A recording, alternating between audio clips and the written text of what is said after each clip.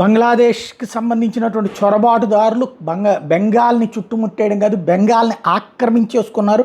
అక్కడ ఉన్నటువంటి ప్రభుత్వం, భారతదేశంలో ఉన్నటువంటి బెంగాల్ ప్రభుత్వం చేష్టలుడికి చూస్తున్నటువంటి వేళ అక్కడ ఉన్నటువంటి ప్రజలు ప్రాణాలు అరచేతిలో పెట్టుకుని అవతల ప్రాంతాలకు పారిపోయే పరిస్థితి వస్తే వాళ్ళ ఆస్తులు లాక్కుంటున్నటువంటి వేళ అలాంటి ప్రజలను రక్షించడానికి అక్కడ ఉన్నటువంటి మనకి ఇక్కడ రెవెన్యూ కార్యాలయం ఎట్లాగా అక్కడ ఉన్నటువంటి బీడీఓ కార్యాలయంలో ఉంటే ఆ బీడీఓ కార్యాలయం మీద జరిగినటువంటి దాడికి సంబంధించినటువంటి దృశ్యాల్ని ప్రొజెక్ట్ చేసి అడుగుతున్నాడు ఎవరైతే సువేందు అధికారి, భారతీయ జనతా పార్టీకి సంబంధించినటువంటి కీలకమైనటువంటి నేత, బెంగాల్కి సంబంధించినటువంటి నేత. ఏంటి పరిస్థితి, ఎలా పరిష్కారం అవుతుంది అన్నటువంటి విషయాన్ని అడుగుతూ ఉన్నాడు సువేందు అధికారి. ఈ అంశానికి సంబంధించి నేరుగా తనే ఒక ట్వీట్ చేస్తూ ఈ పరిస్థితికి ముగింపు ఎక్కడ అని చెప్పి మమతా బెనర్జీ సర్కార్ని అడుగుతున్నాడు. కాకపోతే మమతా బెనర్జీ సర్కార్ ఆగుతుందా, అలాగే కంటిన్యూ అవుతుందా?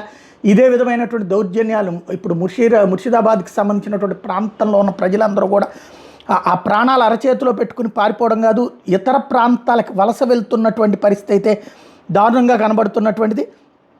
క్రమంగా ఆ ప్రాంతంలో ఉన్నటువంటి ప్రజలందరినీ అవతలకి పంపించేటటువంటి ఎత్తుగడ సాగుతోంది అన్నటువంటి విషయం అయితే స్పష్టమవుతోంది. మరి దీనికి పరిష్కారం ఏంటో అర్థం కావట్లేదు.